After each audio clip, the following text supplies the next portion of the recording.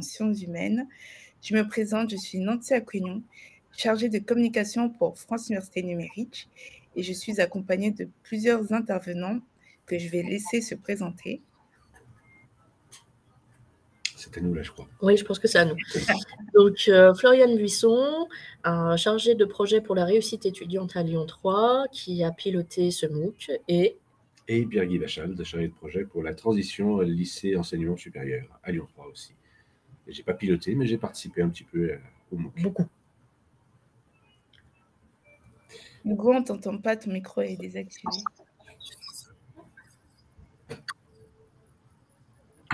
Hugo, ton micro est désactivé. Pardon. Je disais que donc moi c'est Hugo, je suis chargé de projet chez Fun et on va modérer ce webinaire avec Sonia. Bonjour, je suis Sonia, chargée de communication chez Fun et on va modérer ce webinaire avec Hugo. Alors, cette présentation va être enregistrée. Donc, si au cours du webinaire, vous avez un problème technique ou une urgence, pas de souci. Vous recevrez un mail à la fin de ce webinaire avec un ensemble de ressources à télécharger, dont l'enregistrement du webinaire. Vous avez à la droite de votre écran un chat. Profitez-en. Posez toutes vos questions. On les relaiera au cours du webinaire. Je laisse la parole aux deux intervenants. Merci. Merci. Alors, bonjour à toutes et à tous. Donc, n'hésitez pas à poser toutes vos questions dans le chat. Nos gentils modérateurs nous les transmettront petit à petit. On a décidé de faire une présentation sur 5 points parce qu'on s'est rendu compte que c'était souvent des questions qui revenaient sur l'intérêt de faire un MOOC, etc. Donc, n'hésitez pas. Voilà. Donc, Pierre-Guy, je te laisse présenter ce que c'est qu'un MOOC. Ah, qu'est-ce que c'est qu'un MOOC? Oui, c'est une bonne question. C'est un Massive Online Open Course. Open Online, j'ai inversé le O et le O, c'est pas grave. C'est un cours donc ouvert à tous, en ligne. C'est un format qui prend la suite très souvent dans la formation professionnelle des formations en présentiel et qui permet à tous les apprenants d'apprendre un tas de choses sur tout un tas de domaines particuliers, de découvrir ou d'approfondir. Fun est une plateforme assez complète, plutôt complète, sur laquelle vous découvrez beaucoup de choses que vous pouvez apprendre. Et puis voilà, nous on propose un MOOC sur cette plateforme Fun, donc qui est spécifiquement dédié à votre orientation après le bac vers des études supérieures. Voilà. Alors, le gros avantage des MOOC, c'est que bien sûr, c'est en ligne, donc vous pouvez y accéder de chez vous sans vous déplacer. C'est gratuit et c'est accessible durant toute l'année scolaire.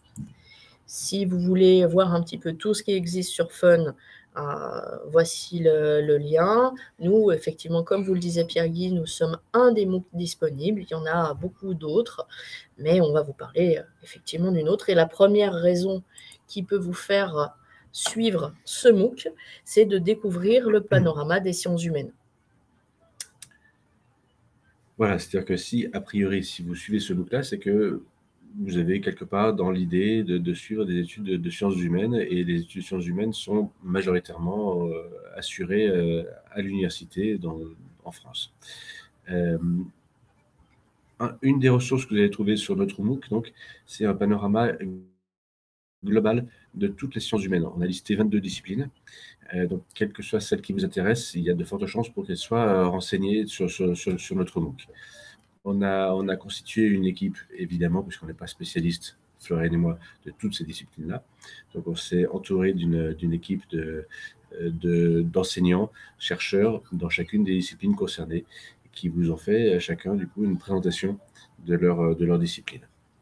Alors, vous allez retrouver dans ce panorama des formations une vidéo présentant les attendus de la formation, les conseils que donnent ces enseignants à leurs propres étudiants quand ils arrivent, quelles compétences vous allez acquérir dans cette formation et puis les débouchés vers lesquels ces formations peuvent vous mener.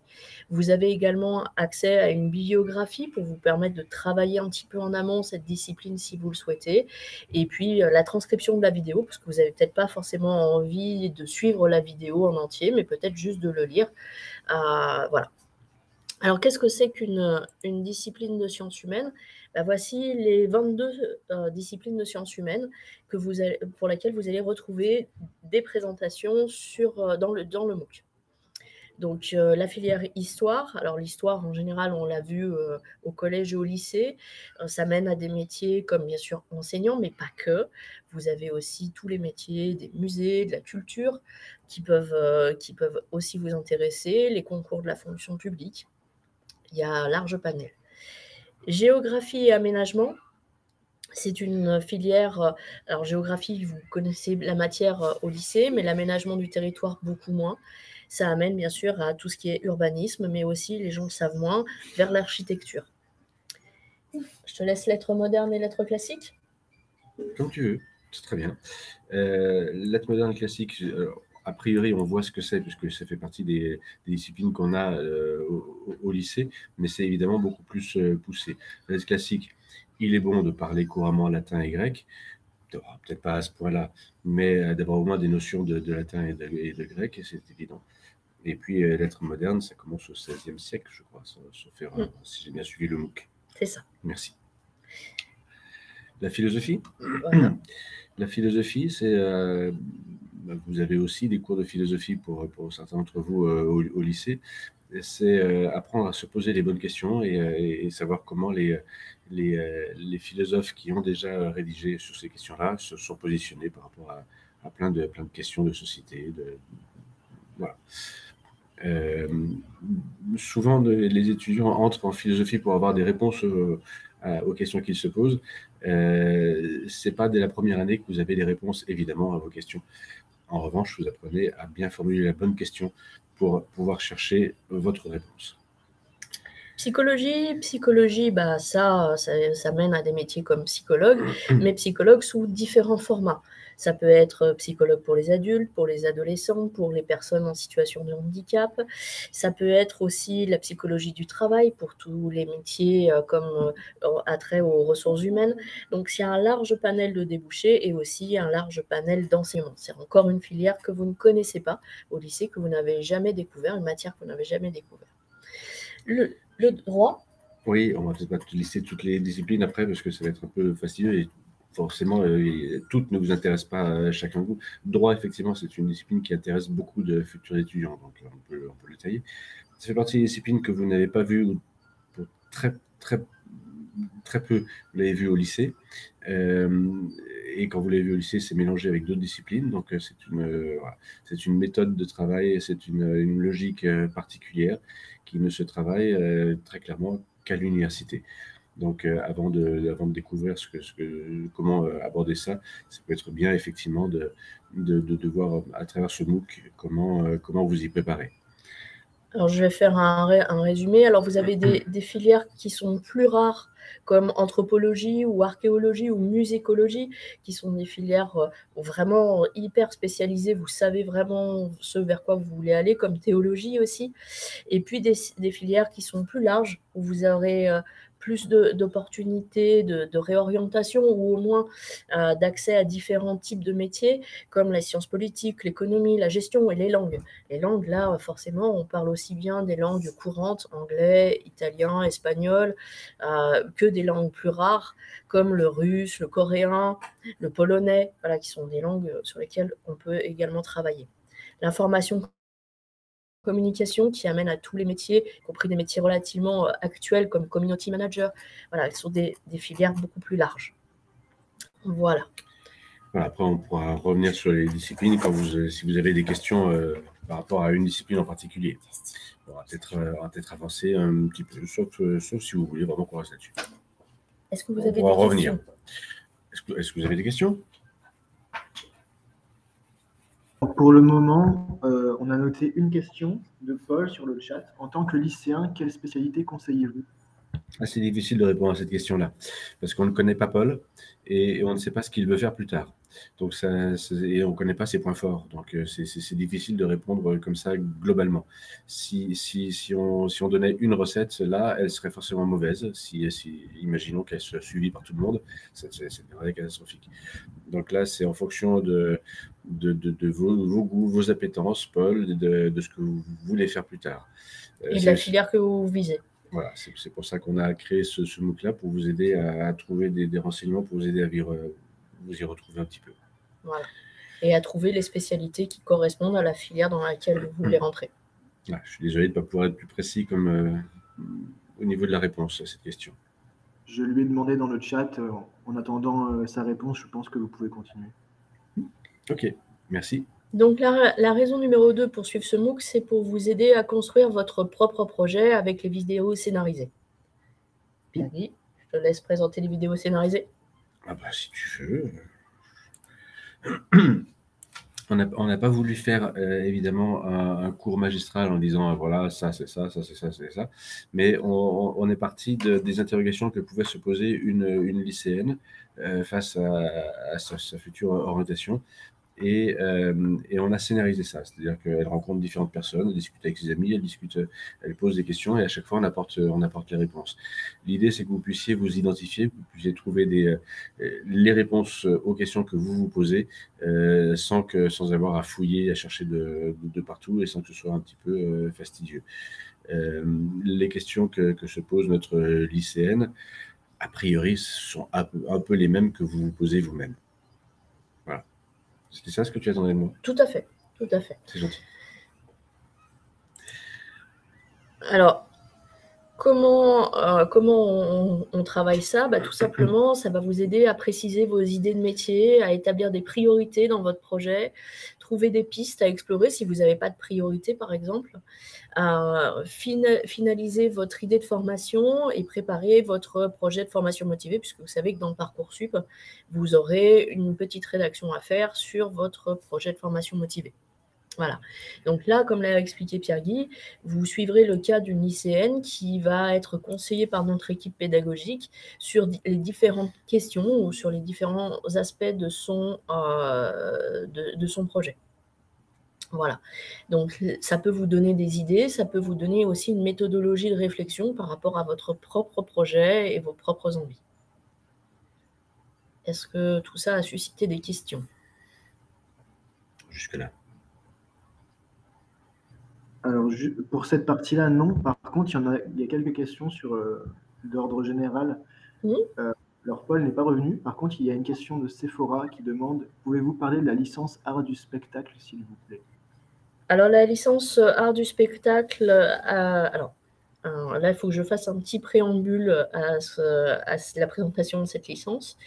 Les licences universitaires dépendent des universités. Leur contenu dépend des universités. Ça veut dire que vous n'aurez jamais une licence art du spectacle identique dans les différentes universités. Par exemple, la présentation qui est faite, l'enseignante qui le présente pour nous sur le MOOC est spécialisée dans le spectacle de marionnettes. Voilà, parce que c'est sa spécialité. Mais vous avez du spectacle vivant, etc. La licence art du spectacle, c'est à la fois du théâtre, mais c'est aussi du spectacle vivant, c'est aussi apprendre à gérer des budgets, c'est aussi apprendre à gérer des projets et des groupes, c'est aussi parler avec le monde socio-culturel. Donc c'est assez large comme contenu de formation, et vous pouvez ressortir de là avec un cursus intéressant, aussi bien pour accompagner des projets d'ordre culturel que pour vous-même devenir un artiste accompli.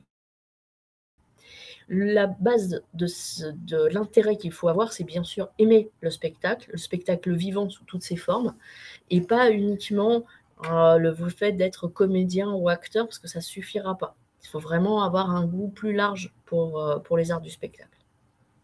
Voilà, j'espère avoir répondu à votre question. Les éléments de réponse répondent aussi en partie à la question de Dolores par rapport à la musicologie. La musicologie est enseignée différemment dans toutes les universités. Donc, si vous voulez des renseignements plus précis sur Nanterre ou Sorbonne, le mieux, c'est d'aller directement sur le site de l'Université de Nanterre ou de l'Université de la Sorbonne. Et là, vous aurez les informations à jour. En plus, ça, chaque filière évolue d'année en année dans chacune des universités. Donc, regrouper, recenser toutes les informations à notre niveau, on n'a pas les moyens et ce ne serait pas pertinent du tout. Ça ne prendrait aucun intérêt. Donc, quand vous êtes à ce point-là, à ce niveau-là de précision dans votre projet, il vaut mieux l'accès à l'information directe sur le site de l'université. La présentation qu'on va vous en faire, nous, sur notre MOOC, ça sera plus général pour choisir entre musicologie et art du spectacle, par exemple. Ou histoire de l'art. Voilà. Je ne sais pas si j'ai répondu aussi. Concernant la première partie, il y a toujours une question de Léa. J'aimerais être professeur des écoles. Quelle spécialité conseillez-vous de prendre? Alors, professeur des écoles, vous avez plein de voies d'accès à ce métier-là. Ça peut être aussi bien en sciences humaines qu'en passant par des sciences dures comme les mathématiques ou la physique. Voilà. Il n'y a pas une seule voie spécifique d'accès. Il faudra faire un master spécialisé enseignement et professorat des écoles. Même plusieurs filières très différentes le proposent. Donc, la question, c'est déjà vous, quel est votre point fort? Qu'est-ce que vous aimez faire? Et à partir de ce moment-là, réfléchissez si c'est ce que vous envisagez dans l'enseignement supérieur ou pas. Si vous êtes plus forte en matière littéraire et que vous pensez que vous êtes un peu plus faible en matière scientifique, par exemple, choisir des études en matière scientifique pour équilibrer votre parcours, pour être un bon professeur des écoles, bon en tout, c'est pas forcément un bon calcul. Voilà. Donc autant choisir des études littéraires. N'abandonnez pas ces études scientifiques à côté, les matières scientifiques à côté, mais de toute façon, les parcours dans les universités prévus pour préparer au professorat des écoles prévoient aussi des champs disciplinaires variés.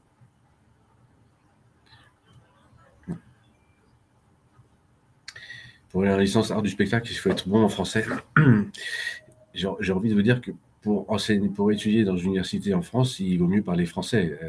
Après, c'est pas spécifique à art du spectacle, c'est bon pour toutes les disciplines. Et on ne va pas regarder que vos notes de français sur Parcoursup. On va regarder aussi vos notes de philosophie. On va regarder aussi votre CV pour savoir si vous avez des expériences en matière d'art du spectacle. Est-ce que vous avez pris des cours de théâtre? Est-ce que vous avez participé à des spectacles? Est-ce que vous en avez organisé? Tout ça, ça participe aussi à montrer ce que vous aimez faire. Voilà. Donc, ne négligez pas, surtout dans ces filières-là, votre CV et le projet de formation motivé, parce que c'est des choses qu'on va regarder. On poursuit ou La troisième raison qui peut vous intéresser pour suivre notre MOOC, c'est de vous immerger dans le monde universitaire. La transition vers l'université est parfois vécue de façon un petit peu angoissée par certains. Donc l'idée de notre MOOC, c'est de vous présenter un petit peu comment ça va s'organiser. C'est vrai que l'université compte entre 20 et 40 000 étudiants. Donc son organisation n'est pas la même que celle que vous connaissez au lycée. C'est pas les mêmes moyens, bien sûr, c'est pas la même dimension, c'est pas du tout la même organisation. Et là où vous avez un secrétaire et un CPE comme interlocuteur, à l'université, vous aurez beaucoup plus d'interlocuteurs. Donc notre MOOC est là aussi pour vous aider à comprendre le fonctionnement de l'établissement dans lequel vous allez entrer, pour en tirer tous les meilleurs bénéfices durant votre parcours universitaire. Alors très concrètement, on vous propose de visiter un campus virtuel, donc voir à quoi ressemble un amphi, une salle de TD, les salles de sport, les différents services. On vous propose également un lexique dans lequel vous allez pouvoir retrouver les définitions de termes où vous avez peut-être jamais osé poser la question de ce que veut dire un TD ou un TM, cours magistral. Voilà. Qu'est-ce que c'est qu'une licence, une mention, par exemple? Qu'est-ce que ça veut dire? Voilà, des termes de ce type-là et dans lesquels vous allez baigner quand vous allez rentrer à l'université. Et puis, on a une rubrique astuces où vous allez retrouver plein de petites astuces et de petits conseils pour bien démarrer à la rentrée. On on peut intégrer l'université sans avoir ce préalable. Mais si vous avez des petites inquiétudes, si vous avez envie de bien vous préparer, on vous propose cette préparation dans ce MOOC. On poursuit ? Est-ce qu'il y a des questions?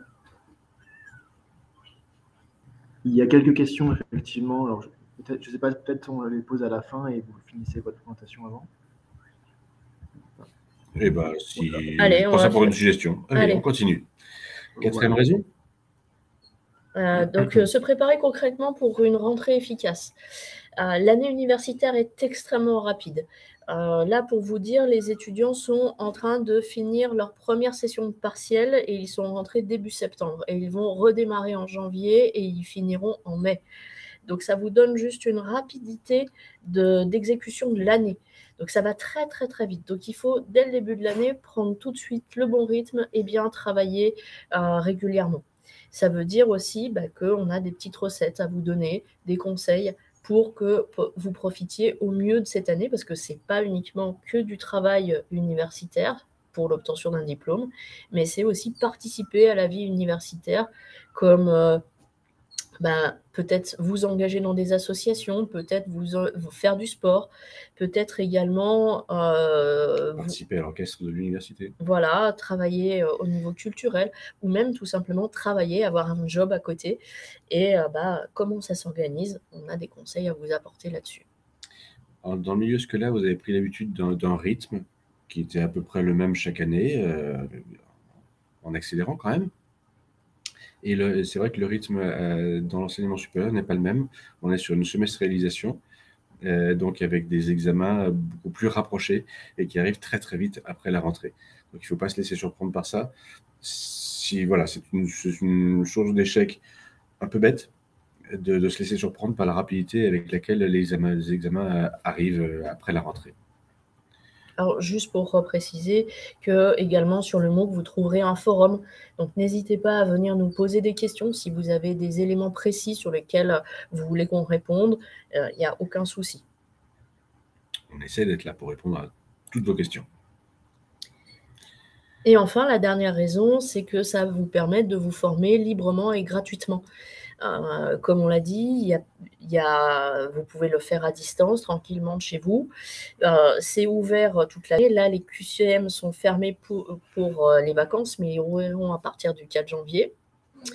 Et une fois que vous avez fait ces QCM, vous pouvez obtenir un badge numérique que vous pouvez mettre dans votre CV qui montrera que vous vous êtes questionné et que vous avez pu un petit peu avancer sur cette réflexion, ce qui est toujours un plus par rapport à votre projet de formation motivée ou par rapport à une entrée dans une filière en sciences humaines, parce que c'est toujours difficile de montrer qu'on est vraiment motivé par une filière. Là, vous avez le moyen concrètement de le montrer.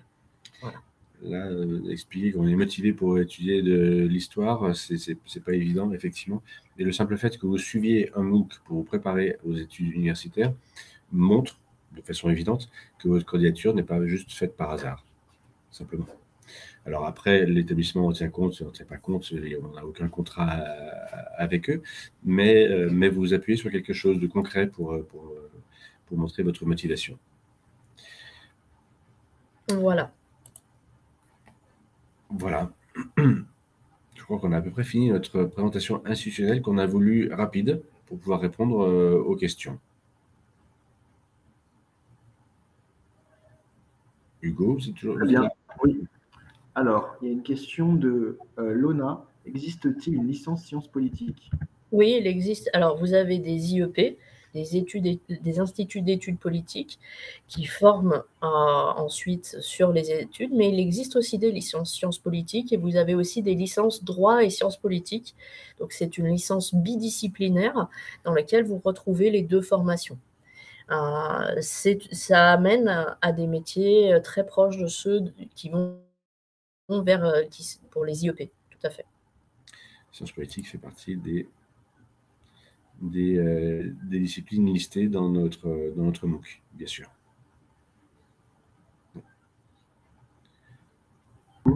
Une question de Léa. Je suis en première et j'ai pris humanité, littérature, philosophie, histoire, géographie, géopolitique, sciences politiques, sciences économiques et sociales. mais je ne sais pas encore quelle spécialité enlever pour la terminale. Que me conseillez-vous? Qu'est-ce que vous envisagez pour l'enseignement supérieur? Qu'est-ce qui vous intéresse après? Qu'est-ce qui vous intéresse après? Tout ce que vous avez choisi est intéressant. Tout ce que vous avez choisi peut être poursuivi. Tout dépend de ce que vous voulez, ce qui vous intéresse le plus et ce que vous voulez en faire plus tard. C'est difficile de répondre comme ça. Je lui demande par chat ce qu'elle veut faire plus tard, effectivement. En attendant, une question de Virginie. J'aimerais plus tard être professeur des écoles. Je suis en première. J'ai pris comme spécialité maths, humanité, littérature, philosophie et anglais littéraire. Je ne sais absolument pas quoi abandonner. Qu'est-ce qui serait le plus judicieux? Donc, je pense que c'est le même principe. Il faudrait qu'elle détaille un peu, non? Ah bah, professeur des écoles, on a déjà une option. Oui. Après, là, je dirais, prenez les spécialités dans lesquelles vous avez les meilleurs résultats. Puisqu'en fait, dans les différentes spécialités, derrière, dans l'enseignement supérieur, vous avez les filières qui vous attendent et qui amènent au métier que vous voulez faire. Donc, c'est relativement simple. Prenez celle où vous avez les meilleurs résultats. Là où vous avez les meilleurs résultats, c'est là où vous êtes le plus à l'aise. C'est ce que vous aimez le plus, donc ce que vous avez le plus envie d'approfondir, logiquement. Merci beaucoup. Une question de Ilona. Les doubles licences sont-elles difficiles? Pouvons-nous avoir du temps pour avoir une vie sociale malgré la charge de travail importante? Oui, mais ça demande beaucoup d'organisation. Une double licence. Alors après, tout dépend de quelle double licence on parle. Il y a des doubles licences qui sont très connues et donc très aménagées, comme par exemple Histoire-Géographie. Si vous voulez passer le CAPES pour devenir professeur d'Histoire-Géographie, celle-ci, elle est très aménagée. Donc, je dirais pas que c'est assez facile parce que ça reste très chargé en termes de cours, mais on a quand même réussi aujourd'hui à avoir un équilibre et ça permet aux étudiants d'avoir une vie personnelle à côté. Pour les autres doubles licences, c'est vraiment à réfléchir par rapport au projet que vous avez. Très classiquement, chez nous, les autres doubles licences sont gestion et langue. Pour les gens qui voudraient, par exemple, faire du commerce international.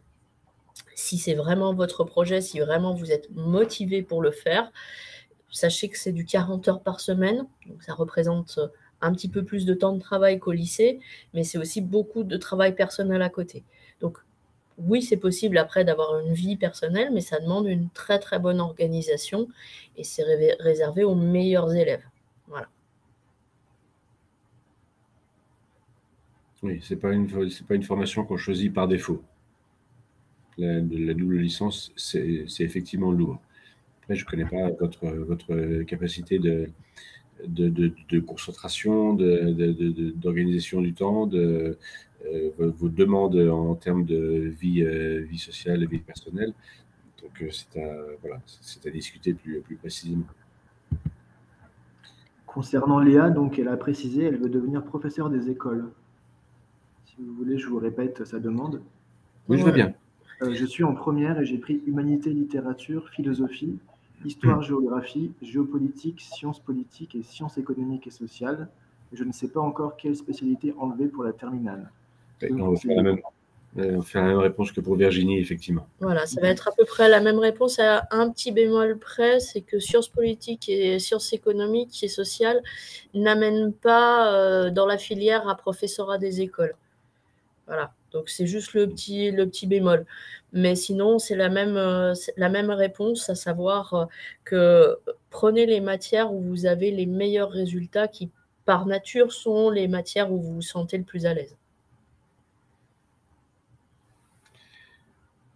Je vois Saveria qui dit qu'on lui a vivement déconseillé la fac. Oui. J'ai envie de poser une question en retour. Pourquoi?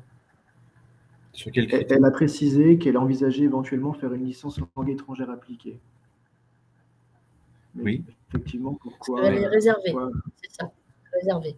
Ah, d'accord, oui.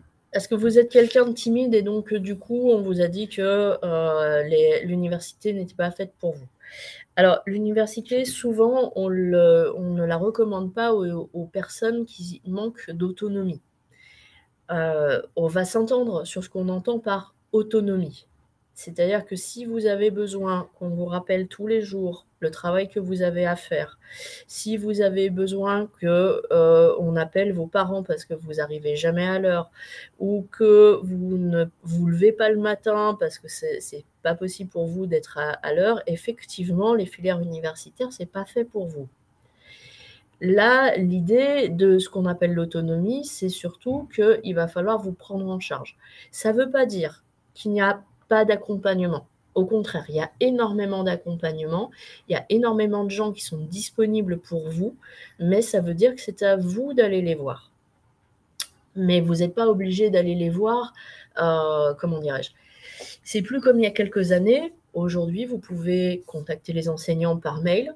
Vous pouvez prendre des rendez-vous avec l'enseignant référent ou avec des tuteurs directement par Internet, ce qui veut dire que vous n'êtes pas obligé nécessairement d'avoir un contact, forcer votre timidité pour pouvoir bénéficier de ces aides-là. Vous posez des questions sur votre orientation, pareil, vous pouvez prendre contact très facilement par Internet avec les conseils d'orientation de l'université, convenir d'un rendez-vous, etc. Donc, il y a beaucoup plus d'accompagnement aujourd'hui, beaucoup plus de facilité. On a aussi beaucoup d'outils numériques distanciels pour vous aider. Donc, il y a beaucoup plus de passerelles et beaucoup plus de facilité qu'avant. Voilà. Ilona demande combien d'heures de cours y a-t-il en double licence droit sciences politiques? À peu près 30. Alors, en tout cas, chez nous, telle qu'elle est faite, il y a à peu près 35 heures de cours par semaine. Après, ça dépend des universités. Voilà. Après, ça dépend des universités, mais chez nous, c'est à peu près ça. D'accord, merci. Une question de Nadia, alors une question assez vaste. Pouvez-vous donner des renseignements sur la musicologie? Alors, la musicologie, c'est à la fois l'étude de la musique, dans le sens des notes, mais aussi l'histoire de la musique. Ça, c'est souvent quelque chose qui déstabilise les étudiants parce qu'eux, ils viennent en étant des artistes ou des gens qui ont un très bon niveau musical dans la pratique d'un instrument, y compris la voix. Et quand ils arrivent, ils travaillent beaucoup sur le contenu, c'est-à-dire comment on en est arrivé à la musique qu'on a aujourd'hui, quelles étaient l'histoire des compositeurs, etc. Ce qui est aussi important et aussi intéressant, mais ce n'est pas forcément ce à quoi on s'attend quand on arrive en musicologie. Quand tu dis beaucoup, ça veut dire par rapport à ce à quoi ils s'attendaient, par rapport Oui, tout à fait. ce qu'ils voulaient.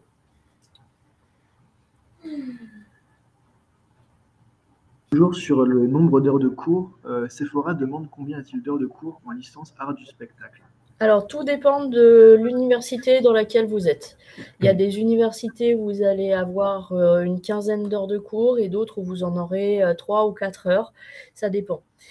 Dites-vous une chose, c'est que moins il y a d'heures de cours en présentiel à l'université, plus ça veut dire qu'il y a de travail personnel. Je vous prends un exemple très concret. En philosophie, chez nous, c'est 7 heures de cours par semaine. Ça ne veut pas dire qu'il ne se passe rien, les étudiants ne font rien pendant le reste du temps. Ça veut juste dire que tout le reste de leur temps, ils doivent le consacrer à des lectures, à des visites d'exposition, à eux-mêmes aller faire des recherches pour pouvoir travailler sur ces thématiques-là. Donc, ça veut dire beaucoup, beaucoup de travail personnel. Donc, c'est en ça qu'il ne faut pas forcément, sur ce type de licence-là, s'arrêter juste au volume d'heures. Parce qu'en fait, c'est votre investissement dans votre projet qui va être le plus important. C'est plusieurs fois qu'on a une question sur le nombre d'heures de cours.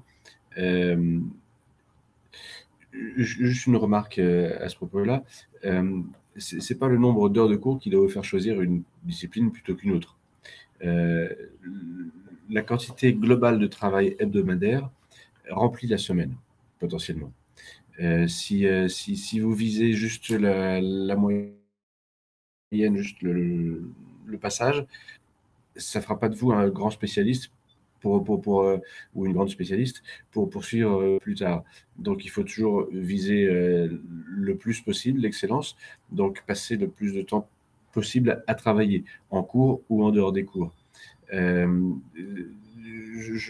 je ne comprends pas tout à fait cette question d'heures de cours.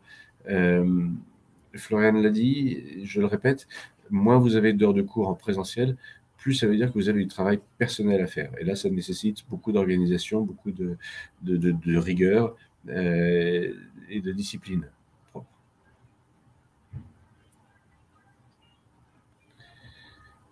Je vais reprendre quelques questions. Alors, il y a encore quelques questions pour être professeur des écoles. Par exemple, Léa demande, pour devenir professeur des écoles, quelle licence devrais-je prendre?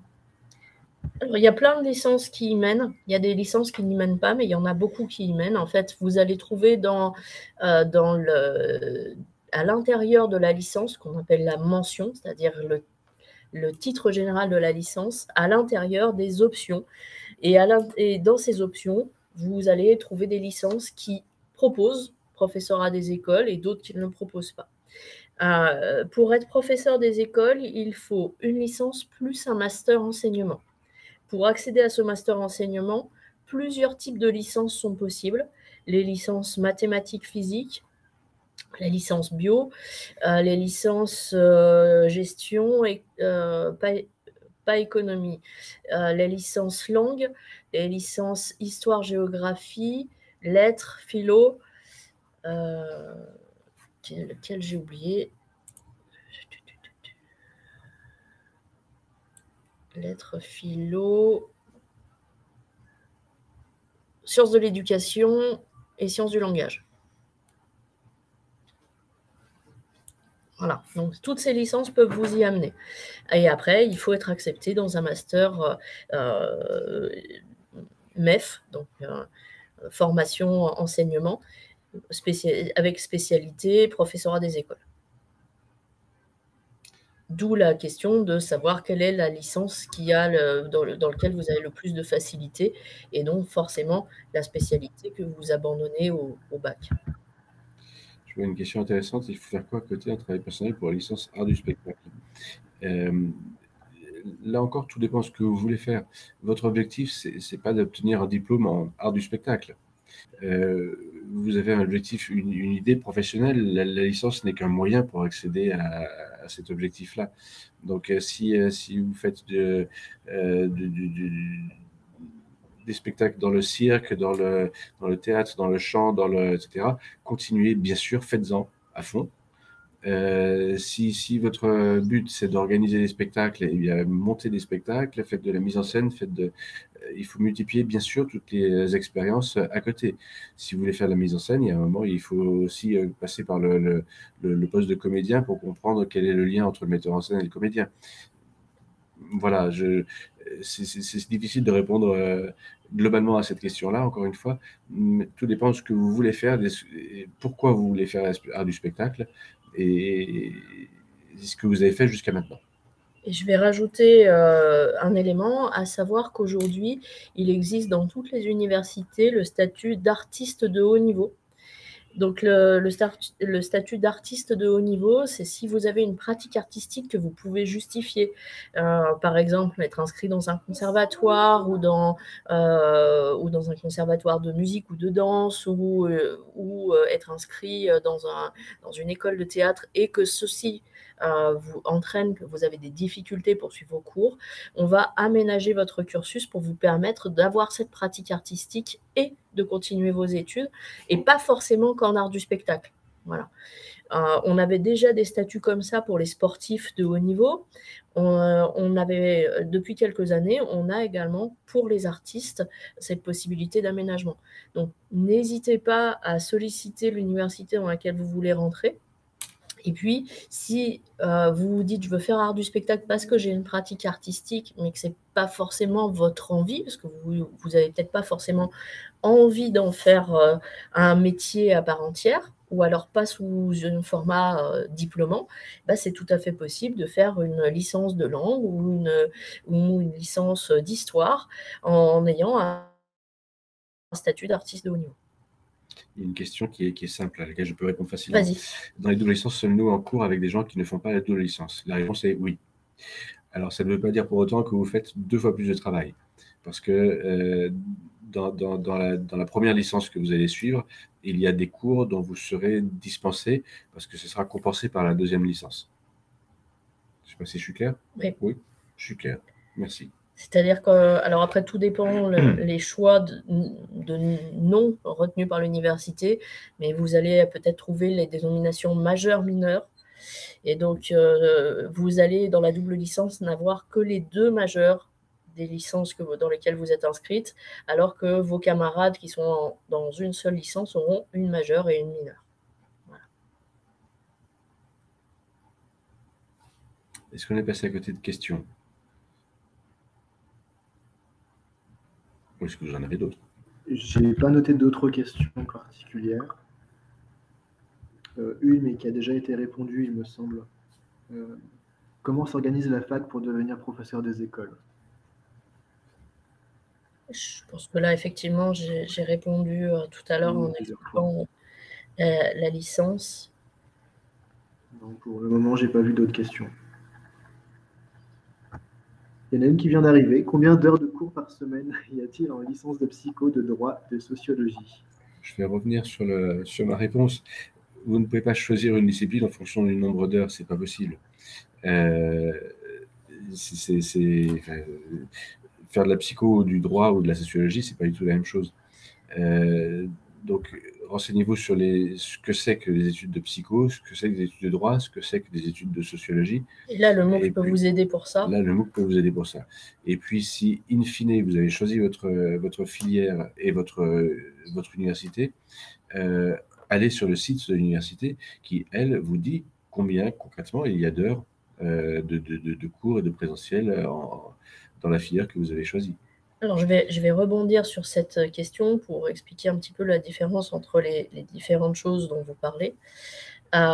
Psycho, c'est vraiment travailler au niveau du mental des gens. Et quand je dis les gens, c'est parce qu'après, il faudra définir vers quel type de public vous souhaitez vous spécialiser. À savoir également que la licence de psycho, il y a énormément de demandes, c'est ce qu'on appelle des filières en tension en France. Donc, il y a énormément de demandes sur ces filières-là.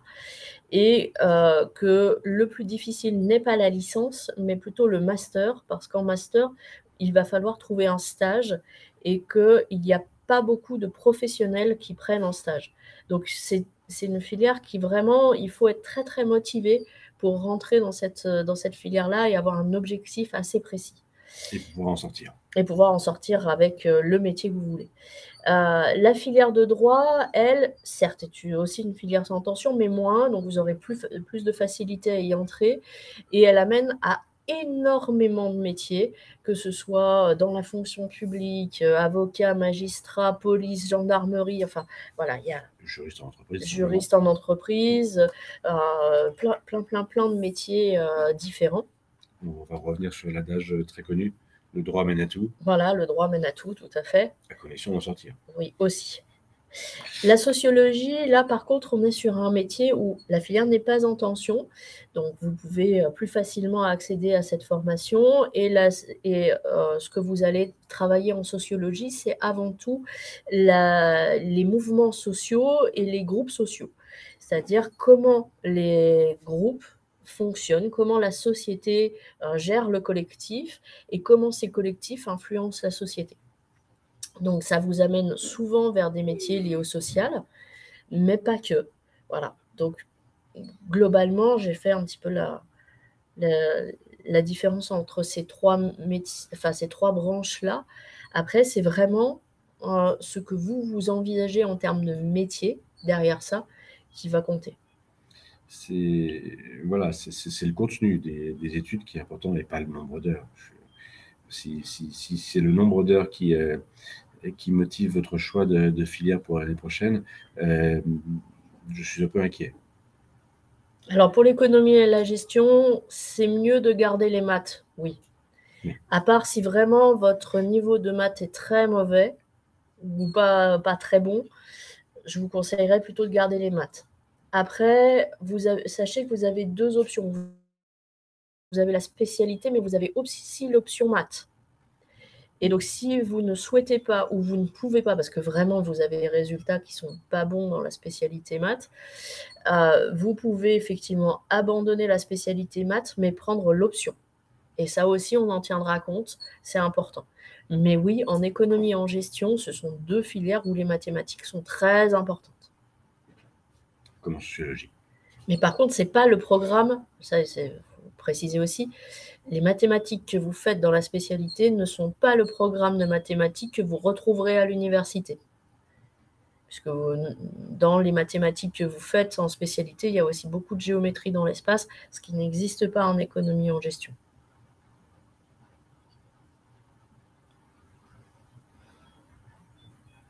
Alors, pour le moment, il n'y a pas d'autres questions. Une personne l'écrit dans le chat. Peut-être que...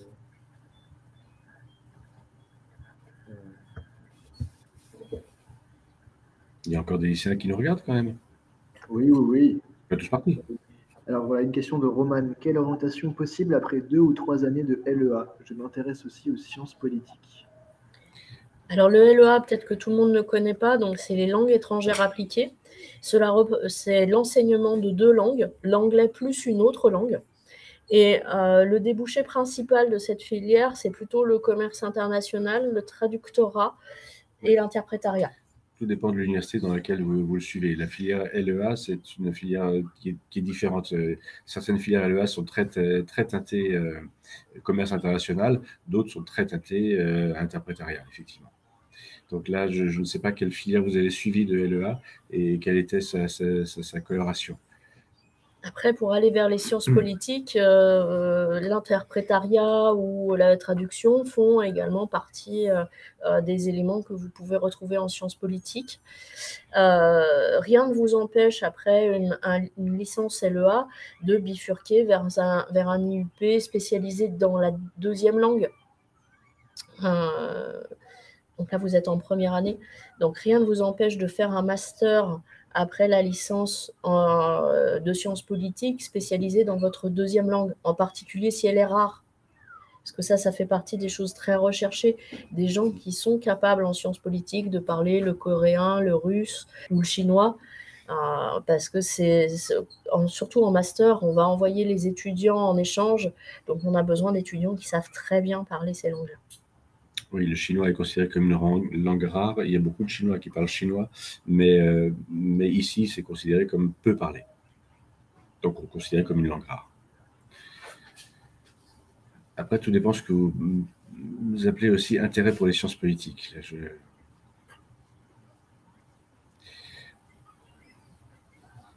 Alors, à la LCE, il y a une spécificité aussi, c'est que c'est lettres, littérature, civilisation étrangère ou régionale. Donc, il y a une seule langue principale. Il peut y avoir une 2e langue, voire une 3e langue, mais c'est une langue principale. Et c'est vraiment axé sur la civilisation du pays, sur la littérature du pays, sur l'histoire du pays, là, on fait vraiment un focus sur un pays, une culture particulière. C'est pas du tout la même approche que LEA. C'est généralement plus littéraire. On arrive à la fin de ce webinaire. Comme on l'a répété à plusieurs reprises, si vous avez d'autres questions, si vous voulez en savoir plus, n'hésitez pas à vous inscrire au MOOC.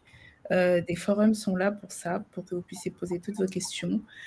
Merci d'avoir participé. Merci à nos intervenants.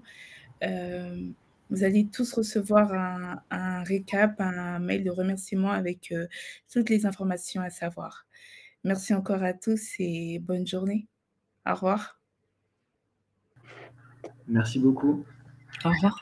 Au revoir.